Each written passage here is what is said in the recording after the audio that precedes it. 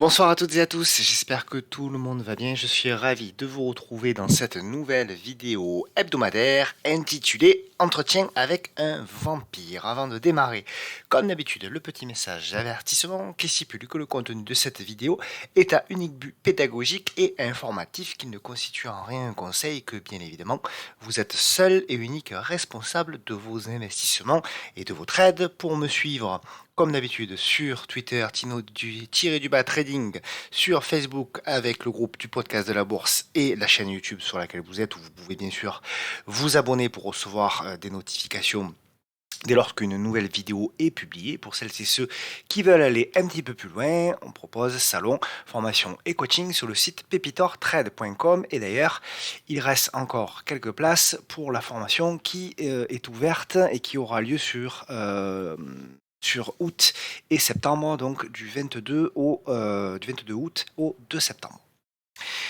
On attaque avec le programme de cette vidéo, programme assez chargé, même si on va essayer de faire un format un petit peu plus court, parce que bon, finalement, dans ce marché-là, il n'y a pas grand-chose à dire. Euh, donc L'Oréal, Crédit Agricole, Prosus, Total Energy, Alphen, Hermès, Nexity, Valorec, Axo Nobel, Esso, Metabolic Explorer, Terra Nexus, Claranova, Xilam Animation. Et puis aux États-Unis, on ira voir AMD, Spotify, Etsy, Tesla, et on regardera comme d'habitude Apple. Donc j'ai mis un petit peu plus d'action, mais on va essayer de les passer de manière un petit peu plus rapide, de donner peut-être quelques niveaux, de regarder un petit peu s'il y a des choses à faire ou à ne pas faire. Et puis voilà, on va essayer de faire ça dans cette vidéo hebdomadaire. Allez, c'est parti avec le CAC 40. Alors, on revient rapidement, comme d'habitude, sur le CAC. Donc, on a eu le crack du Covid, on a eu un rebond qu'on a cassé par le haut, on a fait une figure de consolidation cassée par le haut, on a démarré un bull market qui s'est achevé sur une figure d'épaule, tête et épaule, et l'annonce de la guerre en Ukraine, avec un rebond violent, certes, mais qui est resté technique. Et on a fait une consolidation, on a essayé de faire une première sortie avec un échec de cette oblique ici. Et puis on est revenu en arrière, et là, voilà, là on a un marché qui évidemment euh, qui n'a pas changé hein, depuis bon nombre d'entre vous, on est ensemble depuis de nombreux mois. Depuis la fin de l'année dernière, on était, même si c'était pas validé techniquement, on était sur un sentiment baissier qui, pour moi, a été acté à partir du moment où on avait cassé ce plus bas du 25 janvier. Donc, pour moi, on a vraiment acté le retournement baissier à partir de mi-février. Et c'est à partir de là qu'on a attaqué, voilà, à partir du moment où on a cassé, hop, ici, là, ce niveau. Pour moi, c'est ici que, effectivement, on avait un retournement baissier. D'ailleurs, on a fait le pullback et ensuite, on a attaqué un marché baissier. Donc rien n'a changé à ce niveau-là. On est toujours pour moi dans un marché baissier. On est toujours pour moi, tant que le marché ne me démontre pas le contraire, on est toujours dans une figure de consolidation très long terme. Donc une figure de consolidation dans un mouvement haussier long terme, ça veut dire que la consolidation, elle est baissière. Et c'est exactement ce qu'on a ici. Donc on verra, on est sur une figure intermédiaire de consolidation. On marque, c'est vrai, une consolidation assez forte cette semaine. J'ai pas regardé la performance du CAC cette semaine, mais euh, vendredi, donc on était ici, donc on fait une performance encore hebdomadaire de pratiquement moins de 2% sur le CAC. C'est beaucoup, surtout après les baisses précédentes. Mais voilà, ça c'est pour tous les aspects négatifs. Les aspects négatifs également, c'est qu'aujourd'hui on fait le pullback sur la M10, donc on bloque pour le moment sur ce niveau-là, qui est le niveau des, on va dire, 6000 points. Je pars du principe qu'en dessous de 6000 points, 5500 5980, 6000 points, on reste vraiment du très mauvais côté. Il faudra pour moi vraiment redépasser ce niveau-là, hein, redépasser la bougie d'aujourd'hui pour pouvoir valider potentiellement un premier retournement de tendance très court terme, et pourquoi pas valider un retournement sur plusieurs jours. La semaine passée, on s'était dit que on a vu cette bougie, souvenez-vous du vendredi, qui avait été exceptionnelle, hein, et on avait dit que cette bougie-là, c'était certes une belle bougie, mais ce n'était pas une bougie de conviction, c'était une bougie de contrainte technique. Et on a bien eu la preuve, il y a eu une poursuite. Alors je vous avais donné la semaine dernière l'objectif d'aller fermer le gap qui était à 6182, on a fait 6158. Donc vous voyez, on n'était pas très loin, on n'a même pas eu la force, quand même c'est un signe de faiblesse, on n'a même pas eu la force de fermer le gap. Et derrière, hop, on a vraiment consolidé et on a fait un gap à la baisse. Même sur la séance de hier, jeudi. Donc très mauvaise séance. Malgré tout, on est arrivé à faire un marteau sur un support. Alors on a un support intermédiaire qui est très important, hein, qui est marqué ici en bleu. Donc c'est un support intermédiaire qui va de 5835, on va dire, jusqu'à 5875. Donc on a 50 points de support qui pour moi sont vraiment voilà, le gros niveau à tenir pour le court terme. Si ce niveau-là venait à lâcher, je pense que c'est là où on aura une nouvelle jambe, on pourrait avoir une nouvelle jambe baissière si on venait à lâcher ce niveau-là pour aller chercher à minima ce support oblique qui est ici. Hop, voilà, qui est ici, qui passe par ce point-là, ce point-là, ce point-là. Pourquoi pas aller dans un premier temps chercher ce point ici, et si ce support-là lâche, là, pour moi, ce sera le bas du biseau, qui sera ensuite potentiellement, hein, donc le point qui correspond à ce point-là, et pourquoi pas ce point en par là, qui seront potentiellement des supports qui pourront faire office de support acheteur.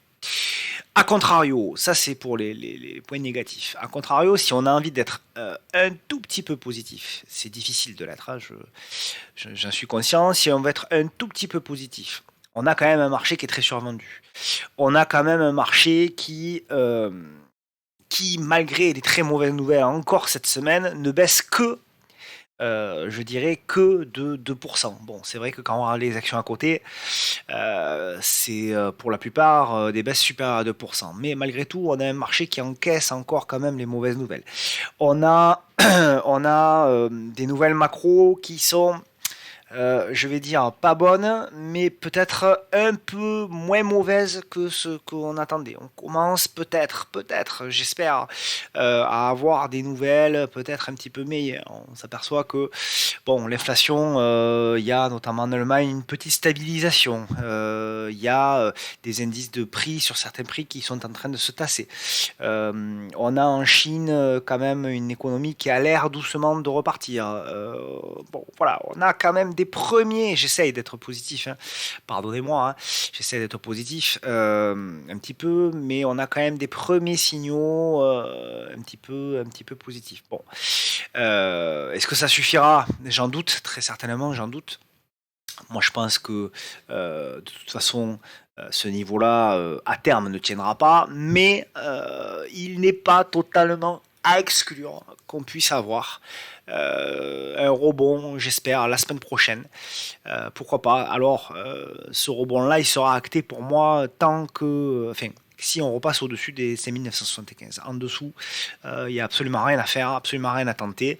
Et alors les objectifs, si ce rebond se met en place, hein, ce qui est vraiment de la science-fiction à ce stade, c'est justement de retourner, pourquoi pas aller fermer ce gap et d'aller chercher, pourquoi pas, donc je dirais la zone, alors dans un premier temps, la zone des 6082 points, et après la fermeture, pourquoi pas, du gap à 6180, et après on verra. A contrario, si la semaine prochaine, les indices lâchent, comme je vous l'ai dit, si on repasse du coup en dessous de ce niveau-là, en dessous des 5825, 5830, là, il faudra être extrêmement vigilant, et c'est peut-être là qu'on pourra finalement commencer à attaquer la zone d'accumulation dont je vous parle depuis plusieurs mois maintenant, hein, la zone des 5000, 5007, donc toute cette zone en gris, 5000, 5700 points, où là, je pense très sincèrement qu'il faudra commencer à accumuler pour du long terme, pour le portefeuille long terme. Enfin, en tout cas, moi, c'est clairement ce que je ferai. Ensuite, ce qu'on peut dire également, c'est sur le mois de juillet qui arrive. Alors, le mois de juillet, historiquement, est un mois qui ne fait pas forcément de mauvaises perfs, qui fait pas forcément de la bonne perf, mais qui historiquement est quand même un mois qui a tendance à être volatile. On le voit, j'ai regardé un petit peu les 10 années précédentes, mais on va s'arrêter aux 2 dernières, qui sont assez révélatrices de ce qu'on voit généralement. C'est voilà, vous voyez par exemple de juin pardon, du 1er juillet au 30 juillet 2021, l'année dernière, on voit que finalement on avait un marché qui avait rien fait du mois, mais par contre on a eu énormément de volatilité. On le voit également sur le mois de juillet 2020, où effectivement, pareil, on avait finalement un CAC qui avait pas fait grand-chose, qui avait fait une performance légèrement négative, mais par contre, on voit qu'on avait eu vraiment du zigzag. Je pense que c'est ce qu'on va avoir aussi cette année, sur ce mois de juillet-là. On verra encore une fois, et donc forcément, il va falloir être extrêmement vigilant et extrêmement prudent sur le marché, quitte encore une fois à ne pas trader. Alors je sais que c'est long, euh, mais clairement en ce moment, il faut essayer de rester à l'écart. Malheureusement, il n'y a pas beaucoup de bonnes nouvelles qui peuvent nous arriver, à part encore une fois des bonnes nouvelles venant de la Russie, mais bon. Ça n'a pas l'air de beaucoup se décanter cette affaire. Donc on verra. Pour le moment, on va rester quand même très vigilant. Espérons que la semaine prochaine, on parvienne. C'est l'objectif pour moi, pour le CAC. Si on veut espérer quelque chose, c'est parvenir à redépasser ces 5 975 euros pour pouvoir espérer un rebond un petit peu plus. Parce que là, pour le moment, ce rebond, il est quand même très très faible. Au niveau du CAC Small, alors au niveau du CAC Small, alors sur le CAC normal, le rebond a été faible. Alors sur le CAC Small, il a été extrêmement faible. On a envisagé la semaine dernière, moi ce que j'ai envisagé la semaine dernière, c'est de faire une figure de consolidation un petit peu à plat, avant pourquoi pas, ou de casser par le haut ou par le bas. On s'aperçoit qu'on a cassé tout de suite par le bas, que cette figure, pour le moment le marché n'a même pas envie de la faire.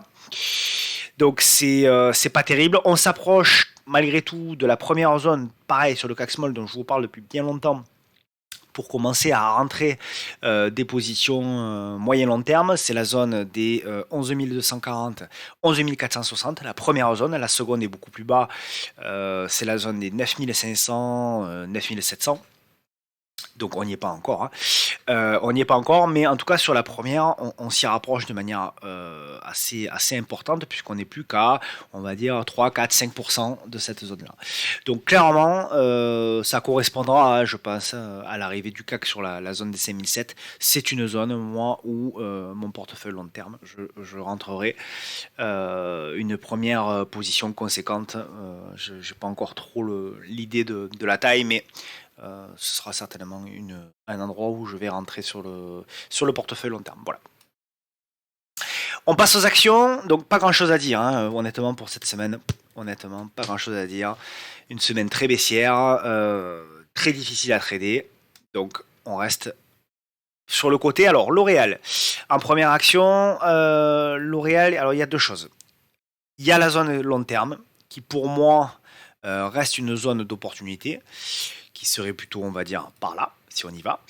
Mais là aussi, alors c'est une des raisons qui me font croire qu'on a encore une toute petite possibilité de rebond supplémentaire. C'est ce genre de valeurs comme L'Oréal qui ont cassé par le haut la semaine passée, et on fait le pullback cette semaine, et pour le moment font une congestion au-dessus de l'ancienne oblique qui a été cassée, qui fait désormais support. Je dirais que tant qu'on tient sur L'Oréal les 320, 321 euros, voilà, tant qu'on tient cette zone-là, on va dire que c'est positif, mais en tout cas, tout n'est pas encore à jeter. Après, ce qu'il faudra faire, bien évidemment, c'est redépasser la congestion et rebreaker donc les 343 euros. Et là, on pourra avoir une relance et jouer un rebond un petit peu plus fort pour pouvoir aller chercher donc cette zone qui est ici, la zone des 376. Est-ce que si tout ça se met en place, et encore une fois c'est de la science-fiction, mais notre job c'est de faire des scénarios pour ne pas être surpris, pour pouvoir les trader s'ils se passent. Est-ce qu'on aura la capacité dans un premier temps de rejoindre 343? Pour moi c'est faisable dans ce marché-là. De les dépasser, c'est faisable. Arriver jusqu'au 376, ce sera déjà énorme si on y arrive, puisque ça fera une progression de L'Oréal de 13%. Donc ça semble même difficile à imaginer à ce stade. Mais voilà, but, c'est de faire de l'analyse technique et de se dire que, encore une fois, tant qu'on tient les 320 € sur L'Oréal, tout n'est pas encore perdu. En revanche, voilà, effectivement, si la semaine prochaine, on commence à recasser par le bas les 320 €, les probabilités de revenir chercher le support oblique en bas sont assez fortes, et là je pense que ça aura été un faux break par le haut et qu'on aura un vrai break par le bas, et ce vrai break par le bas, il ira chercher du coup potentiellement le support oblique ici. Donc voilà, en gros le scénario. Pour le moment on break, pour le moment on a breaké, pour le moment on fait la congestion, pour le moment ça tient. Voilà, pour le moment ça tient, c'est fragile, j'en suis conscient, mais pour le moment ça tient. Si on s'en tient à l'analyse technique, ça tient. Crédit Agricole, alors le secteur financier qui a du mal, beaucoup de mal. Crédit Agricole notamment, mais pas que, Société Générale aussi cette semaine. Et là, on est vraiment en train de jouer avec le feu, puisque on est sur le support oblique. Hop là, voilà. On est sur le support oblique qu'on avait vu il y a 2 semaines, je crois, ou la semaine dernière, je sais plus. La semaine dernière peut-être. Donc on avait une congestion qui s'était mise en place ici. D'accord. J'espérais qu'on la casse par le haut, donc qu'on casse ici. Tout l'intérêt dans ce marché de ne surtout pas anticiper les signaux, qu'on casse les 9,32 € pour pouvoir déclencher à ce moment-là une vague haussière. Ça n'a pas été fait. Non seulement on a bloqué, mais en plus on a bloqué sur le support oblique. Donc désormais, ce qu'on espère, c'est quoi? C'est la mise en place d'un biseau descendant. Voilà, comme ceci. Et se dire que ce biseau descendant, il va congestionner encore, il va générer une cassure et ensuite un rebond technique pour pouvoir notamment aller chercher. Il y a un petit gap ici. Voilà, notamment aller fermer dans un premier temps ce gap qui pourrait être le rebond technique de court terme. Voilà, et ça ferait une progression de Crédit Agricole de, pourquoi pas, une dizaine de pourcents, un petit peu comme L'Oréal. A contrario, bien évidemment, si la semaine prochaine on voit qu'on casse et qu'on fait le petit pullback et qu'on repart à la baisse, c'est que là, la situation sera très grave et qu'à mon avis, on aura une baisse beaucoup plus marquée sur les indices. Voilà. Donc prédire l'avenir, c'est impossible. Par contre, voilà, envisager des scénarios comme on vient de le faire sur L'Oréal et sur Crédit Agricole, ça permet d'avoir des niveaux techniques et de pouvoir vous dire, bon ben ok, je sais que si on passe ce niveau-là, je peux tenter un achat avec un stop juste en dessous.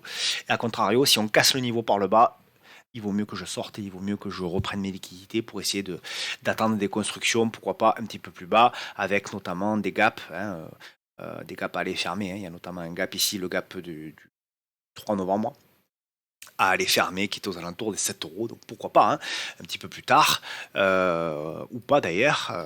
Donc voilà, encore une fois, il faut avoir tous ces scénarios-là en tête pour pouvoir ne pas être surpris lorsqu'ils arriveront. D'ailleurs, je vais me le tracer, on ne sait jamais. Hop, si ce gap venait à être fermé, autant que je le vois de manière plus facile. Voilà. Donc voilà pour Crédit Agricole. Prosus, alors Prosus, je suis très content pour Prosus parce qu'on en a parlé en premier, entre guillemets. On en avait parlé, reprenez, alors il faut reprendre la vidéo du jeudi 16 juin, donc il y a 2 semaines, où on avait dit achat au-dessus de 49 avec un stop en dessous, parce que la congestion était peut-être un petit peu belle. Ça ressemble d'ailleurs un petit peu à la congestion qu'on a vue là sur L'Oréal, vous voyez, au niveau de Prosus. Donc on a vu la cassure ici de l'oblique, on a vu la congestion, et on tenait la congestion. Et j'avais dit, voilà, si on casse la congestion par le haut, on peut avoir une accélération. Et c'est tout à fait ce qui s'est passé sur Prosus, puisque depuis la cassure des 49 €, on a pris 32%.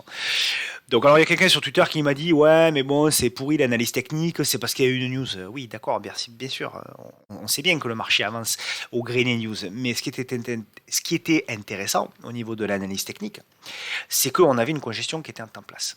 Et donc on avait une opportunité de rentrer avec un risque qui était maîtrisé et avec potentiellement une hausse qui pouvait être exponentielle, et c'est un petit peu ce qui s'est passé au niveau de Prosus. Donc Prosus, je reste positif. Alors pour ceux qui ont pris, alors il y a 2 personnes, je crois, qui m'ont envoyé un message pour me dire qu'ils avaient pris ce trade-là. Comme je vais vous répondre ce que je leur ai répondu, c'est que je pense qu'il faut prendre une première partie du capital quand on fait une hausse comme ça, une première partie des bénéfices quand on fait une hausse comme ça. Clairement pour moi, il faut prendre ces bénéfices. Et alors voilà, deuxième stop, si vous êtes un peu moyen long terme, moi je mettrais un stop tout simplement suiveur au niveau de la M10, vous accompagnez la M10 tout simplement, tranquillement, et vous laissez vivre le titre. Donc voilà, au niveau de Prosus, Donc bravo pour ceux qui l'ont pris. Total Energy, pardon, TTE, elle est ici. Donc la semaine dernière, on avait dit, alors pardonnez-moi, je rame un petit peu, une connexion qui n'est pas terrible ici. Donc Total Energy, on avait dit la semaine dernière qu'une hausse en cas de cassure des 49,86. Regardez la vidéo, tout ça encore, c'est pas la météo de la veille. On avait vu qu'il y avait un double top, souvenez-vous. Double top à 49,86 et on avait dit si ce double top est cassé, on pourrait avoir un mouvement d'accélération, ce qu'on a eu. Total a pris quand même plus de 4%, ce qui est pas mal pour une grosse cap. Et puis, on a la consolidation. Alors, la consolidation, ce qui m'intéresse, c'est ce que je vous disais la semaine passée. On disait qu'il y aurait forcément une réaction, qu'il y aurait la consolidation. Ce qui nous intéressait, c'est de voir où allait s'arrêter la consolidation. Ce qui est intéressant à ce stade sur Total, c'est que on voit qu'on tient pour le moment les niveaux. On est revenu sur la zone de cassure des 50 euros, on va dire, prix psychologique. Donc aujourd'hui, on clôture au-dessus des 50 euros. Donc certes, on a baissé, mais ça reste positif parce qu'on tient les niveaux techniques. On tient la moyenne mobile à 10 périodes. On voit bien la M10 qui a bien fait son travail de support dynamique. Ce qui va m'intéresser, c'est la semaine prochaine.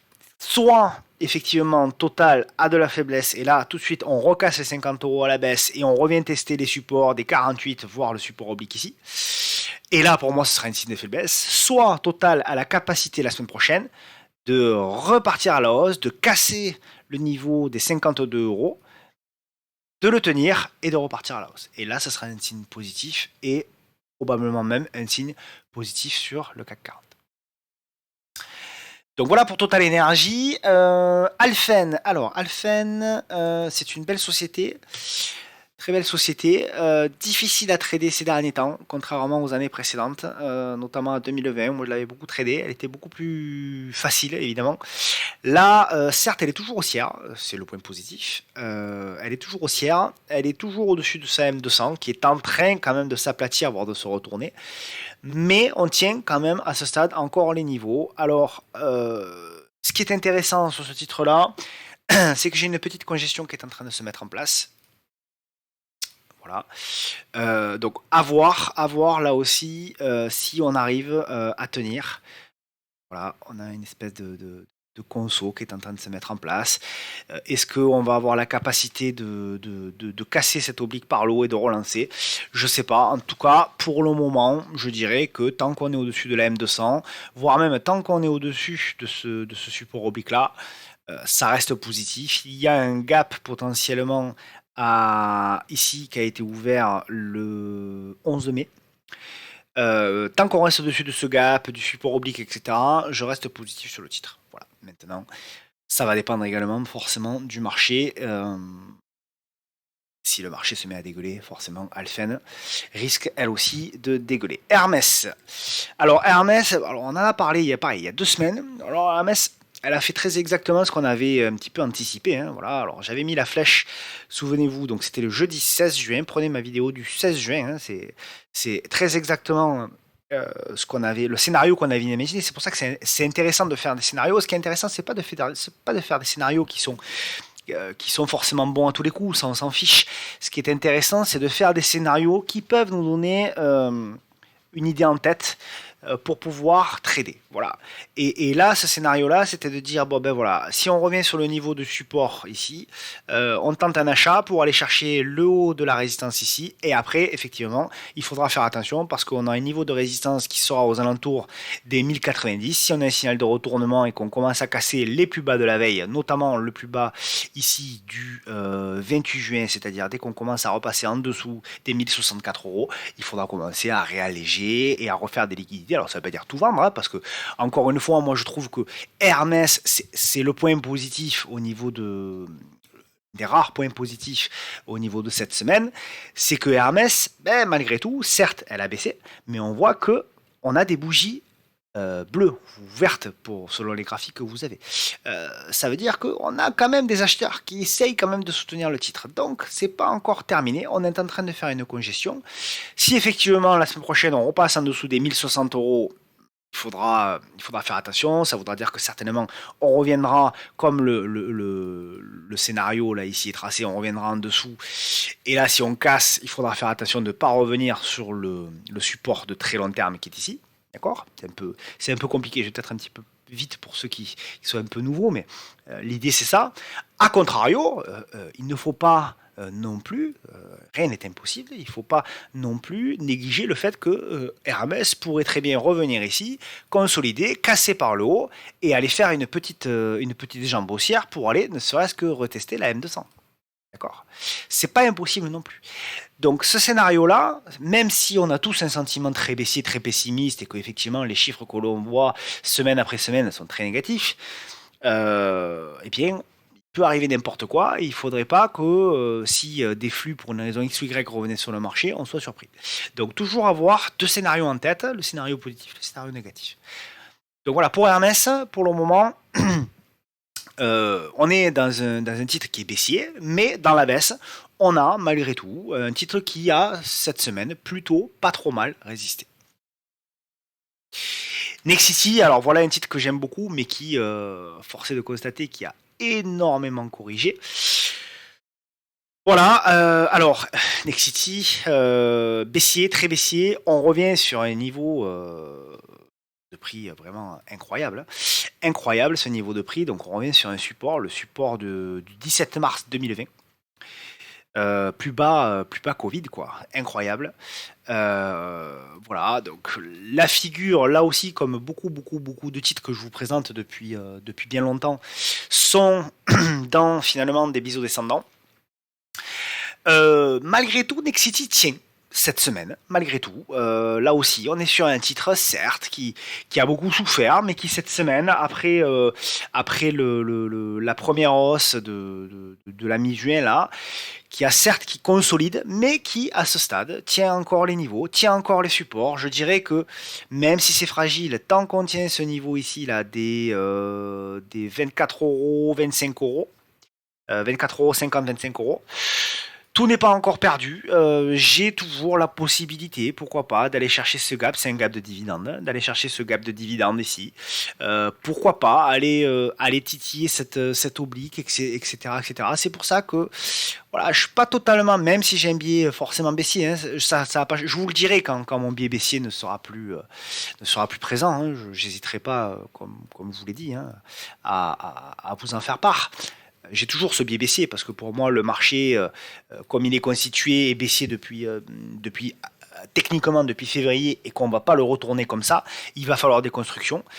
Mais malgré tout, je me dis que c'est pas totalement impossible qu'on ait une surprise dans les jours à venir et qu'on ait des petites congestions intermédiaires qui cassent par le haut pour aller chercher des niveaux supplémentaires. Voilà. Donc on verra, là aussi c'est vraiment très prématuré et ça va pas du tout dans le sens des probabilités, mais c'est plutôt un sentiment, le sentiment de se dire bon ben voilà, c'est pas impossible que la semaine prochaine on ait, je l'espère en tout cas pour beaucoup d'investisseurs notamment long terme, qu'on ait un rebond la semaine prochaine. On va souhaiter ça. Par contre, voilà, à contrario, si on vient à casser les 24,70 € par le bas, les probabilités de venir chercher le bas du biseau sont assez élevées, donc c'est ce qu'on va surveiller. Et là, par contre, moi, à titre perso, c'est une zone, si on revient à faire un nouveau plus bas et qu'on vient à faire une réaction dans cette zone-là, je pense que je tenterai quelque chose sur Nexity. Voilà, donc on verra, titre que je vais suivre, hein, comme la plupart, même si je suis un petit peu de loin depuis 2 semaines.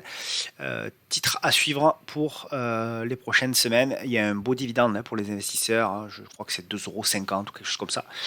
Donc il y a un dividende de 10% hein, là-dessus, hein, c'est assez énorme, je crois, à vérifier, hein, mais je crois que c'est ça. Donc voilà. Vallourec, VK, alors Vallourec... j'allais dire à l'image des pétrolières, hein, à l'image des pétrolières. Donc, je l'avais dit. Alors, je me suis fait pourrir il y a à peu près un mois quand beaucoup sur Twitter, etc. allaient sur les pétrolières et je disais attention les pétrolières, il peut y avoir de la secousse et c'est très exactement ce qui s'est passé. Donc pour le moment, Valorec, elle finit très mal la journée. On va dire qu'on finit à proximité d'un support. Là aussi, on verra. C'est un titre dont on avait parlé lorsqu'il avait, vous vous souvenez, il avait eu le gap baissier là, à la suite à une mauvaise news. J'avais dit, on fermera très certainement le gap, et on l'a fermé d'ailleurs sur la séance du 8 juin. Et puis depuis, ça a beaucoup de difficultés. Alors moi, la zone qui m'intéresserait potentiellement, c'est un petit peu plus bas. Je dirais que c'est la zone ici des 8,50 €. Voilà, toute cette zone, hop, je vais vous la tracer. Voilà, toute cette zone ici, c'est une zone qui pourrait potentiellement, alors je ne sais pas quand est-ce qu'on va y arriver, hein, mais c'est une zone qui, sur signal, pourrait effectivement m'intéresser. Donc on verra. Je pense qu'on est sur une figure là aussi de consolidation long terme, hein. On est sur une énorme figure, voilà, comme ceci. Euh, Sur une énorme figure de consolidation, et qu'on est même pas à la moitié, hein. Donc je pense qu'on va avoir du zigzag encore là-dedans pendant des semaines, voire des mois. Donc on va la suivre parce que ça peut être intéressant, hein, d'avoir ce scénario long terme et de se dire, bon ben voilà, si on revient à proximité d'en bas, pourquoi pas jouer un retournement si on a un signal. Donc à voir, ça aussi, titre à suivre pour Valorec, parce que s'il n'y a pas de crash, je pense que Valorec pourrait repartir à la hausse sur un deuxième cycle, ce qu'on avait dit la semaine passée, je crois, que pour moi, là, on était sur un cycle intermédiaire où le pétrole allait respirer, et les pétrolières allaient respirer de manière un peu plus profonde.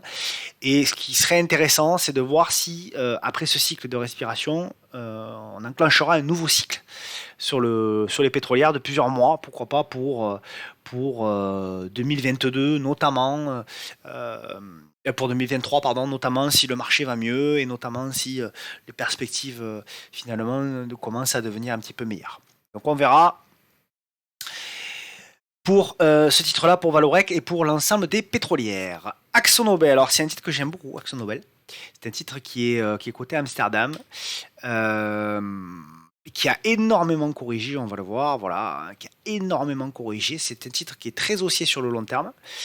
Donc je l'ai peut-être en hebdo. Regardez sur un hebdo si j'ai un graphique un petit peu plus long. Voilà, vous voyez, c'est un titre qui est très haussier, et on est sur vraiment une zone qui commence à être très intéressante. Très très intéressante. C'est une zone, hop, je vais vous la tracer, et c'est un support de très long terme qui est ici. Voilà, c'est un support de très long terme qui est ici, et donc je me dis que voilà, support très long terme ici, plus donc support ici, tracé. Je vais vous mettre des petites flèches. Voilà, petite flèche ici, petite flèche ici, petite flèche ici, et potentiellement petite flèche par là. Donc c'est une zone là aussi qui pourrait générer du rebond, au moins technique. Donc ce qui m'intéresserait là-dedans pour les prochains jours, prochaines séances, prochaines semaines, c'est de faire une consolidation, une congestion, et pourquoi pas de casser par le haut cette congestion. Et là, pour moi, on pourrait acter, pourquoi pas un retournement. Alors dans un premier temps, revenir faire le pullback sur les 69-70, et on verra dans un deuxième temps pour aller chercher des niveaux d'objectifs, pourquoi pas sur les 75, et pourquoi pas la M200, etc., etc. Donc titre que je vais observer parce qu'il m'intéresse énormément, très liquide en plus. Là, on commence vraiment quand même à arriver sur des niveaux de support qui peuvent être intéressants, mais encore une fois, on n'a pas de signal, hein. On n'a pas de signal, on le voit, hein, voilà, on pull back là encore une fois au point près sur la M10, donc on est toujours dans une tendance baissière. On voit, hein, que cette M10 elle est descendante, on voit qu'on est en dessous. Dessous la M10, on a des rebonds, mais c'est des rebonds, c'est du bruit de marché. Et pour moi, tant qu'on n'actera pas le retournement de la M10 et le passage des prix au-dessus de la M10, on n'actera pas la possibilité d'aller un petit peu plus loin au niveau des rebonds. Ensuite, on passe à une autre pétrolière avec du Esso. Esso, on est toujours pour moi dans la figure de congestion, donc qui est assez logique, hein, et assez propre finalement. Alors, énormément de volatilité parce que c'est un titre qui est très volatile.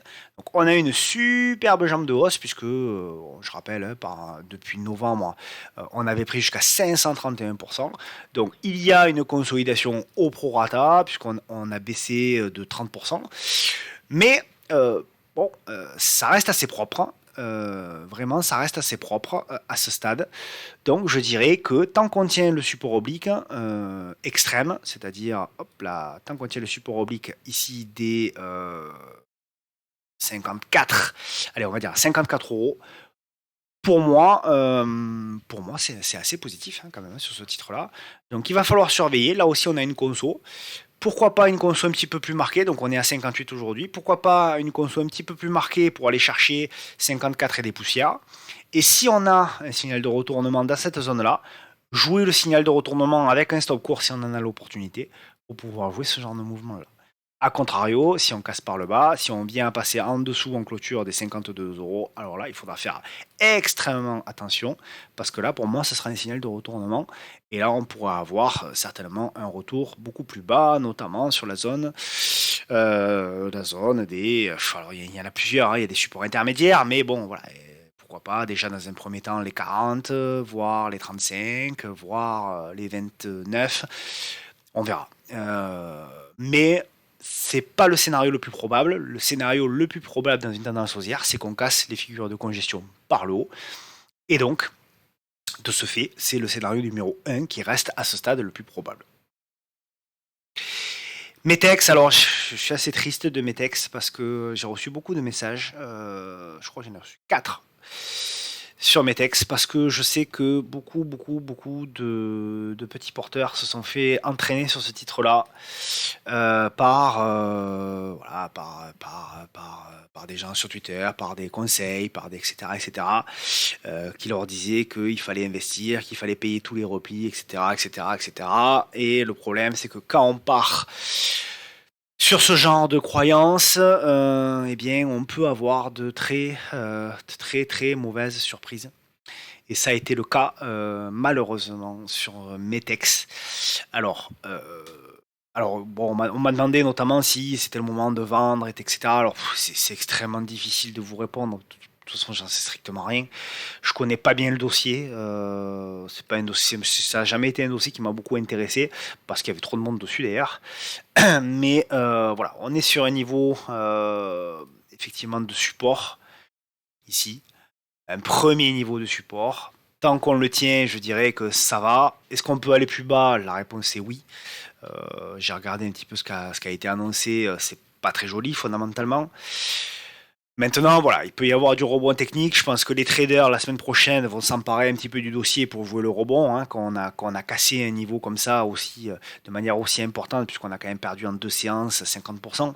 Je pense que les traders vont jouer le rebond technique, donc ça peut engendrer des flux. Mais voilà, mais en tout cas, la dynamique est cassée. Là aussi, malheureusement, vous voyez, on était sur un titre quand on regarde en hebdomadaire. D'où l'importance de toujours regarder en hebdomadaire où est la moyenne mobile à 10 périodes. Voilà, lorsqu'on a en hebdomadaire une cassure de la moyenne mobile 10 en hebdomadaire, généralement, pas toujours évidemment, mais enfin généralement, c'est un signal négatif et ça sert à rien. Dans la majeure partie du temps, même si des influenceurs très connus vous conseillent d'accumuler, etc., dans la baisse, etc., généralement, quand on est sous la M10 hebdomadaire, c'est pas bon. Surtout quand elle se retourne comme ça à la baisse, c'est pas bon. Et c'est là, généralement, qu'on a les plus grands signaux de baisse. Hein. On le voit. Hein. Donc voilà. Donc plutôt essayer de trader. Alors c'est plus facile à dire, hein, évidemment. Hein. Plutôt essayer de trader lorsqu'on est au-dessus de la moyenne mobile 10 hebdomadaire, hein, comme ici. Et plutôt essayer de s'éloigner des titres, hein, ou au moins alléger une partie des titres, hein, lorsqu'on est en dessous de la moyenne mobile 10 hebdomadaire. Voilà. D'autant que là aussi, hein, au niveau du daily, on n'est pas arrivé à repasser au-dessus de cette moyenne mobile 10 de manière assez conséquente. Donc, je sais que c'est facile de parler maintenant une fois que le titre a perdu 50%, mais s'il y a une leçon à retenir de ce genre d'événement, c'est toujours la même chose. C'est soit vous avez fait l'erreur et à ce moment-là, vous décidez d'apprendre de cette erreur-là, et à ce moment-là, vous avancez, soit vous décidez de ne pas apprendre de cette erreur-là, et à ce moment-là, vous la reproduirez. clairement, pour Metex, pour moi, c'est une tendance baissière. Et dans ce marché-là, qui est déjà très baissier, il faut clairement essayer de s'éloigner un maximum des tendances baissières. Sauf si potentiellement vous jouez des stops très courts pour jouer des retournements, des congestions, des choses comme ça, comme ce que je vous montre, parce que c'est vrai que énormément de titres sont en tendance baissière aujourd'hui. Donc quand on veut trader un petit peu, on taille bien sûr les positions et on joue avec des stops très courts. Voilà. Donc pour Metex, bon, je dirais qu'au point où on en est, peut-être attendre de voir la semaine prochaine s'il y a un rebond technique. Mais sinon, pour moi, il y a quand même une dynamique qui est cassée. Alors, Terra Nexus. Alors, Terra Nexus, je ne l'avais pas vu depuis longtemps. Alors, c'est une biotech, hein, c'est une daube, hein, Terra Nexus. Mais voilà, on me l'a proposé, j'ai regardé. Je ne l'avais pas vu depuis un petit moment. Et c'est vrai que voilà, par exemple, le genre de titre, vous voyez, certes, c'est très baissier. Certes, on est dans un marché baissier avec un titre très baissier. Mais on a des petits signaux de retournement potentiel. Vous voyez, on a ici une cassure d'oblique. On a voilà, un petit biseau descendant, comme je le montre régulièrement, un petit biseau descendant avec une congestion. Je vais zoomer avec une congestion, vous voyez, qui était ici, là. Hop là, je vais mettre en bleu, par exemple. Voilà, une congestion qui était ici. Un peu à l'arrache, pardon. Voilà, une congestion qui était ici, avec une cassure de la congestion par le haut. Avec un passage au-dessus de la moyenne mobile 10 sur cette bougie-là, la bougie du 27. Donc là, effectivement, on a un titre. Alors, bon, c'est risqué, hein, c'est une biotech, etc. Donc, on fait gaffe à la manière dont on va la trader. Mais voilà, on a un titre qui, effectivement, pour la première fois depuis, on va dire, depuis mai 2021, depuis plus d'un an, passe, ah non, pardon, il y avait une petite zone ici, effectivement, depuis août 2021, oui, depuis près d'un an, passe au-dessus de la M10 hebdomadaire. Donc, effectivement, voilà le genre de titre sur lequel on peut essayer de faire quelque chose, même si je passe l'aspect fondamental du titre qui est vraiment pas terrible. Donc je passe comment dirais-je, ce point-là, mais techniquement, c'est le genre de titre sur lequel on doit essayer de trader. Vous voyez, c'est un petit peu ce que je vous dis régulièrement. On a une cassure d'oblique, on a le pullback, on a la congestion qui se fait et on casse la congestion par le haut. Donc c'est intéressant sur Terra Nexus, c'est qu'on a des objectifs avec notamment un gap à aller fermer, etc. Donc par contre, attention, là aussi, parce que en termes de liquidité, c'est vraiment très peu. Donc on me l'a proposé, je la montre, mais il faut faire très attention. Et puis en termes de news, etc. Moi je connais pas bien le dossier, du moins plus beaucoup bien le dossier, donc il faut faire gaffe.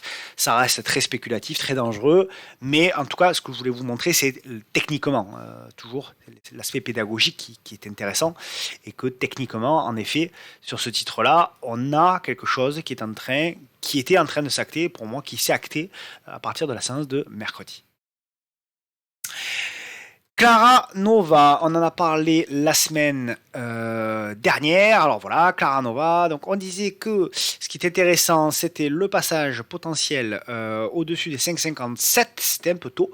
Donc on a fait le fameux faux breakout. Par contre, ce qui est intéressant, c'est qu'on a fait le fameux faux breakout, mais que potentiellement on est en train de réintégrer. Donc c'est un titre qu'il va falloir surveiller. Pour moi, c'est positif. Ça reste positif au niveau de Clara Nova. Regardez, on voit que comme de par hasard, on est venu faire l'espèce de double appui sur la moyenne mobile 10 qui est haussière.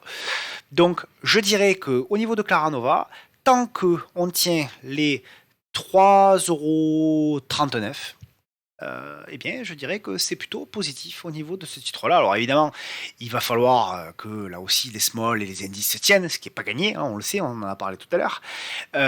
Mais malgré tout, voilà, on a la cassure de l'oblique, on a le pullback, on a la petite congestion, on a la cassure de la congestion par le haut. Voilà, on a un titre qui tente quelque chose. C'est pas évident, c'est pas facile parce que le contexte n'est pas facile, mais on a un titre qui est quand même en train d'essayer de faire quelque chose. On voit qu'aujourd'hui, quand même, il fait une séance verte. On voit que la semaine, elle est négative, hein, je crois, légèrement négative, mais très légèrement même. Vendredi, ouais, moins 0,39. Donc on a quand même une semaine avec des indices difficiles. On a Clara Nova qui, ma foi, se tient. Donc c'est un titre à suivre. Au niveau des volumes, c'est pas dégueu. Il y a quand même des petits volumes qui s'échangent, c'est pas mal. Donc voilà, à suivre le dossier. Alors je connais moins, c'est un dossier que je suivis il y a quelques mois, voire quelques années maintenant, mais je suis beaucoup moins. Mais n'hésitez pas en commentaire si c'est un dossier que vous suivez au niveau fondamental à ajouter des précisions. Et on va terminer sur les actions européennes avec Xylam. Xylam Animation. Alors, ce qui est intéressant sur Xylam Animation, c'est la figure très long terme. Un peu comme la figure sur le titre, je ne sais plus quel titre on disait, Valorec tout à l'heure. C'est la figure long terme. Vous voyez, sur la figure long terme, on est vraiment sur, voilà, on est sur une figure ici en triangle. Hop là, voilà, qui est ici.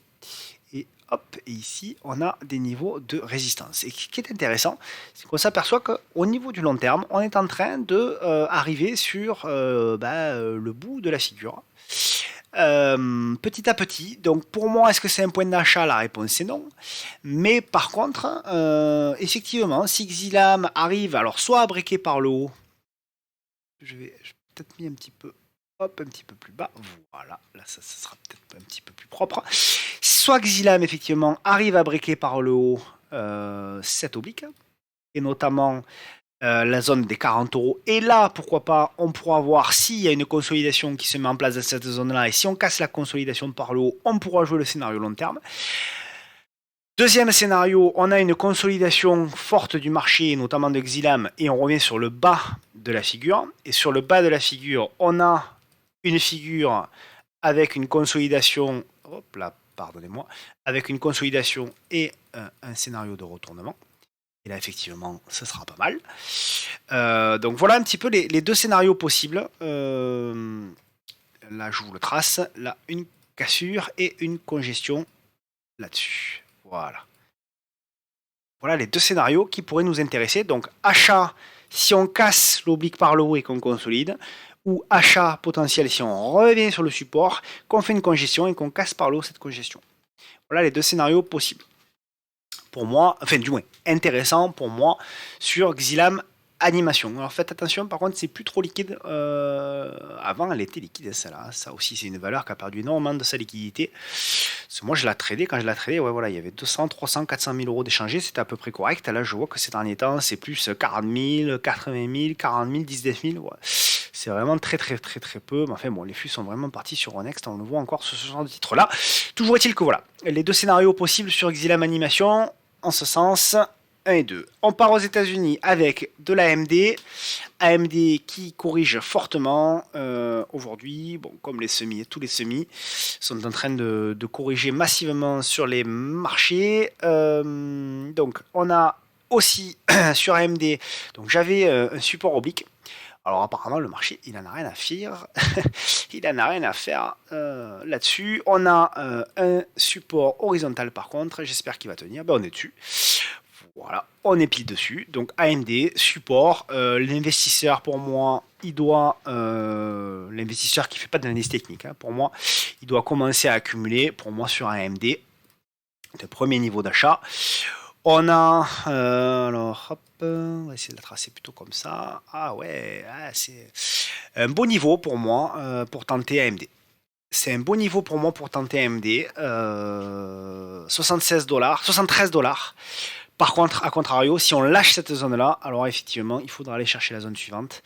Et la zone suivante, pour moi, elle sera aux alentours des 57-58 $. Mais en tout cas, c'est une super zone d'achat là, pour moi, au niveau d'AMD. Tentez quelque chose. Alors, c'est vraiment anticipé, il n'y a pas de signal, il n'y a rien. Pour ceux qui veulent attendre un signal, qui veulent rentrer dans les unités de temps inférieures, qui font du trading, à ce moment-là, vous tracez une petite oblique. En unité inférieure, elle doit être un petit peu plus propre, on va pas la regarder maintenant. Vous tracez une oblique et dès qu'on casse l'oblique, vous tentez avec un stop sous le dernier plus bas. Ensuite, on a du Spotify. Alors, Spotify, technologie, voilà. Alors là aussi, on est sur un titre qui a énormément baissé.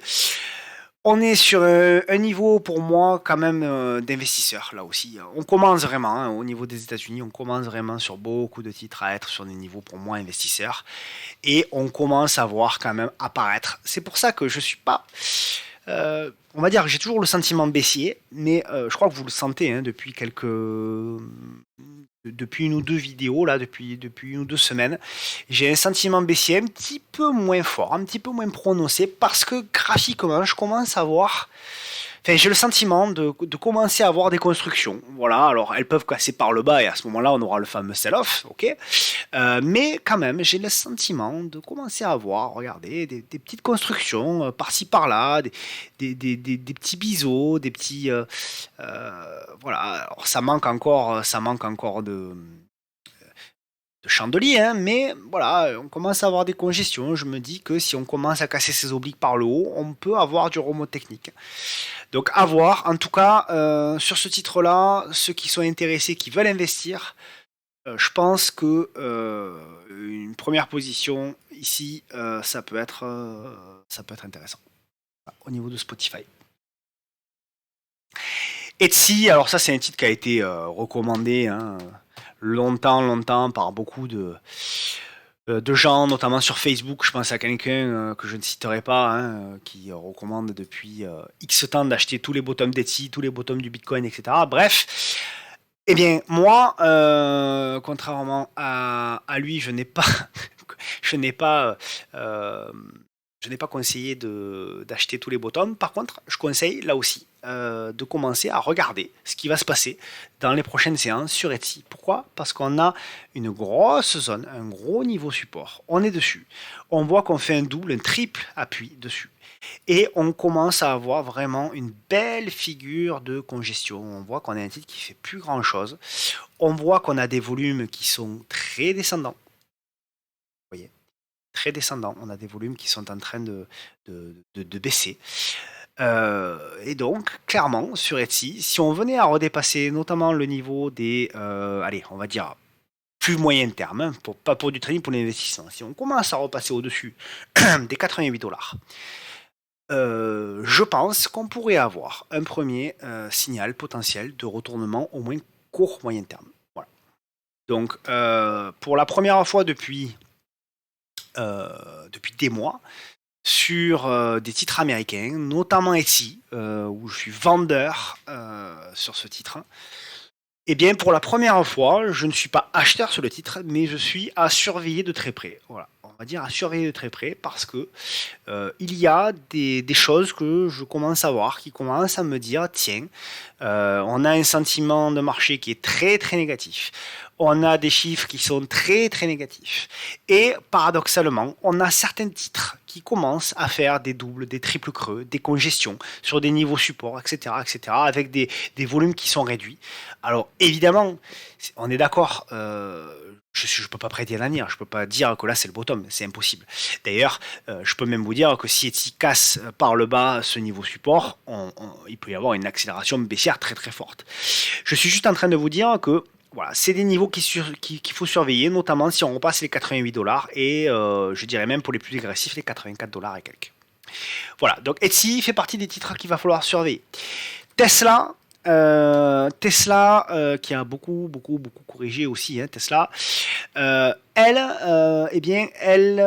alors c'est ça qui est assez paradoxal. Je suis plutôt négatif sur Tesla puisque elle a cassé le support oblique, elle a fait le pullback très précisément. On l'avait tracé il y a un petit moment, ce support oblique. Et là, on fait la figure de congestion. Donc, c'est très très simple. Là-dedans, pour moi, qu'on soit investisseur ou qu'on soit trader, ou alors trader très court terme, là c'est différent, mais swinger ou investisseur, il n'y a rien à faire. Je vois certains qui font du DCA sur Tesla, j'en vois certains qui font du DCA actuellement. Il n'y a rien à faire. C'est surtout pas le moment de faire du DCA sur Tesla pour moi. Il faut attendre un signal du marché. Donc, il faut attendre bougie après bougie, chandelier après chandelier, de voir soit Tesla casse par le bas, et à ce moment-là, vous serez bien content de ne pas avoir fait du DCA, soit Tesla casse par le haut, et à ce moment-là, en effet, vous prenez une position. Et là, vous faites du DCA. Parce que vous vous dites, ok, j'ai un premier signal, acheteur. D'accord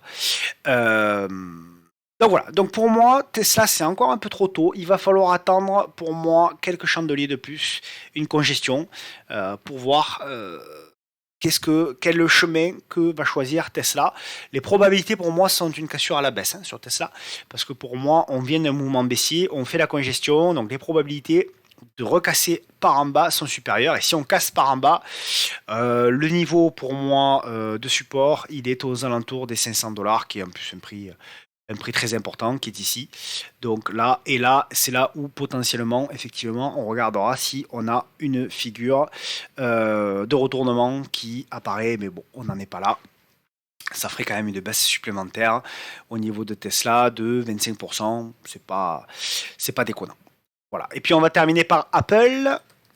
On va terminer par Apple, qui, comme d'habitude, est un peu le thermomètre du NAS. Alors, Apple, toujours le scénario qu'on s'était dit depuis un petit moment. On est là aussi dans un biseau descendant. On a fait le premier mouvement, on fait la conso. On tient péniblement au niveau d'Apple, on fait une mèche baissière. Ce qui va m'intéresser au niveau d'Apple, c'est savoir si on va avoir la capacité, hop là, je vais supprimer ça, savoir si on va avoir la capacité la semaine prochaine de tout de suite repasser au-dessus des 138-139 $. Dans ce cas-là, on pourrait avoir ici un retour, je l'espère, sur la zone des 143 $, et là potentiellement casser pour aller rejoindre les 150. A contrario, si on ne tient pas, pour moi, la zone qui va m'intéresser pour un achat potentiel au niveau d'Apple, c'est le bas du biseau qui pourrait se situer aux alentours, on va dire toute cette zone ici, là, un petit peu plus haut peut-être, on va dire la zone des 125 $, qui peut, s'il y a un signal de retournement, générer pourquoi pas un retournement et générer pourquoi pas une zone d'achat intéressante. Voilà, donc en résumé, pour la semaine prochaine, je dirais que encore une fois, il va falloir faire preuve d'observation. Encore une fois, il va falloir faire preuve de prudence. Alors, beaucoup de pessimisme, beaucoup de scénarios baissiers sur les indices. Et c'est, voilà, effectivement, les probabilités vont en ce sens, mais encore une fois, il y a des choses qui se regardent, il y a encore des choses qui se mettent en place. Vous avez vu, on a vu des scénarios multiples. Privilégier les actions qui sont potentiellement en train de se retourner pour jouer des rebonds. Et puis voilà, et puis mettez des stops courts, essayez de récupérer des liquidités un maximum quand vous le pouvez. J'espère qu'on aura des jours meilleurs bientôt. Ça sera bien évidemment difficile, mais j'espère qu'on aura des jours meilleurs bientôt. Parallèlement à ça, je voulais vous remercier puisque vous êtes plus de 13 000 désormais à Monsieur sur Twitter, donc merci beaucoup. Merci beaucoup pour le nombre de likes et de commentaires et de vues qu'il y a chaque semaine grâce à vos relais, grâce à vos retweets, vos partages sur Twitter, sur Facebook, etc. Merci beaucoup. Et puis je vous dis à la semaine prochaine. Soyez prudents sur les marchés. À bientôt. Bon week-end à tous. Ciao, ciao.